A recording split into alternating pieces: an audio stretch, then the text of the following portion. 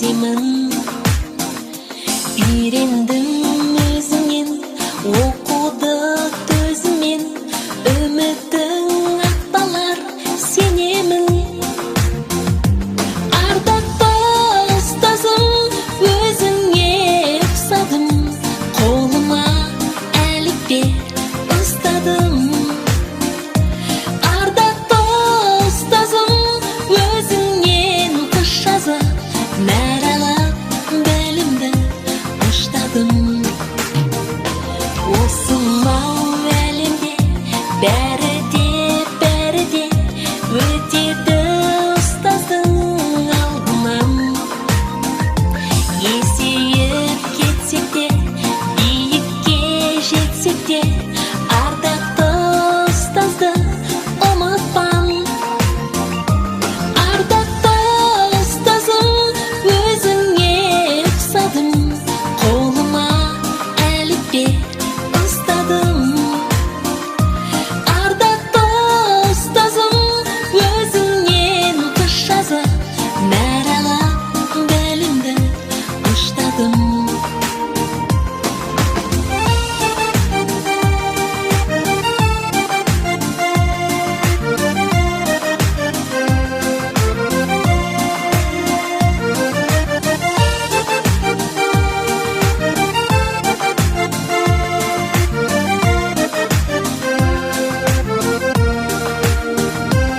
Ардақты ұстазым, өзіңе ұқсадым, қолыма әліппе ұстадым. Ардақты ұстазым, өзіңнен қыз жазып, нәралап білімді ұштадым. Ардақты ұстазым, өзіңе ұқсадым, қолыма әліппе ұстадым. Ардақты ұстазым. Арал қаласы Жарасқан Әбдірашев атындағы 62-ші мектеп-лицейінің директордың бастауыш оқушы жөніндегі орынбасары Аймырзаева Айнұр Өтебайқызы. Бастауыш сынып оқушылары үшін ең беделді адам ол өзінің ұстазы. Білім саласындағы өзгерістер ұстаздардан үлкен жауапкершілікті талап етеді. Менің бүгінгі мақсатым қашықтан оқыту үдерісінде бастауыш сынып педагогтеріне тиімді әдіс-тәсілдер ұсыну. Қазіргі мұғалімдер алдында әлем жағдайында үздіксіз кәсіби дамуға дайын болу, әдіс-тәсілдерді қалай және қандай жағдайда қолдану туралы білімдерін үнемі жетілдіру, білім алушылармен кері байланысты ұтымды ұйымдастыра білу, барлық білім алушылардың жеке мүмкіндіктері мен қабілеттерін ескеру міндеті тұр. Дарабоз әдісі.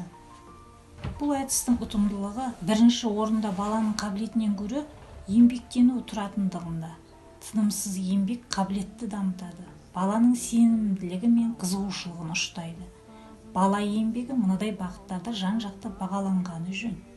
Сабаққа қатысуы, оған даярлығы, тапсырманы орындауы, өзіндік жұмысы, ынтасы, сабақтағы жауабы. Мұндай жағдайда баға болмайды, себебі өзін ықтырып үркітетін баған емес, жинақталған балды көріп, кемшілігін түзетуге мүмкіндігі бар екеніне сенімді болар еді. Бір сөйлеммен түйіндеу әдісі.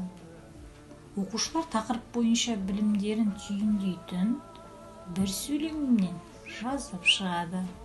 Білетініңіздің барлығы әдісі. Оқушылар тарауды оқуға кірісудің басында бүгінгі тақырып туралы не білетінінің барлығын жазады. Сосын мұғалім қайталауды болдырмас үшін алынған ақпаратты пайдалана отырып, оқуды тиісті жолмен жүргізе береді. Егер онда не болар еді әдісі. Оқушылардың бірі жүйрік қиялмен бір ситуация айтады. Қалғандары соның шешімін тауып жалғастыруы керек. Мысалы, егер әрбір адам дүниеге келе сала басқалардың ойын оқи алатын болса, онда жер бетінде не өзгеріс болар еді? Егер жердің тартылыс күші жоғалып кетсе, онда егер барлық адам сөйлеу қабілетінен айырылып қалса, онда Бұл тәсіл оқушылардың қиялын дамытып, мидың ойлау белсенділігін арттырады. Ертегі құрастыру әдісі. Бастаушы ертегінің бірінші сөйлемін айтады. Қалғандар бір сөйлемнен өздері қалауынша ертегінің сюжетін құрастырады. Қатысушылардың қиял жүйріктігі, тіл байлығына қарай түрлі ертегі құрастырылып шығады. Ал бастаймыз. Тыңдағандарыңызға рахмет, барлығыңызға сәттілік тілеймін.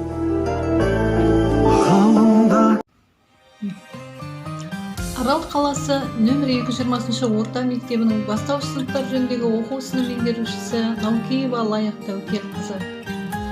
Қашықтықтан оқыту жүйесіндегі ең тиімді әдіс болжамды оқыту әдісі. Үлгі ретінде түйе, арыстан, қасқыр, түлкі ертегісі беріледі. Бірнеше суреттер үлгісі оқушыларға беріледі. Оқушылар сол суретке қарап отырып мәтін құрастырады. Құрастырылған мәтіннің ішінен суретке ең ұқсас, ең жақын мәтін таңдалынып алынады. Соңында дайын мәтін үлгісі беріледі. Саламатсыздар ма, құрметті әріптестер? Мен Қызылорда облысы Арал қаласы нөмірі 80 орта мектебінің бастауыш сыныптар жөніндегі оқу ісінің меңгерушісі Жүгінісова Мира Сұлтанқызы.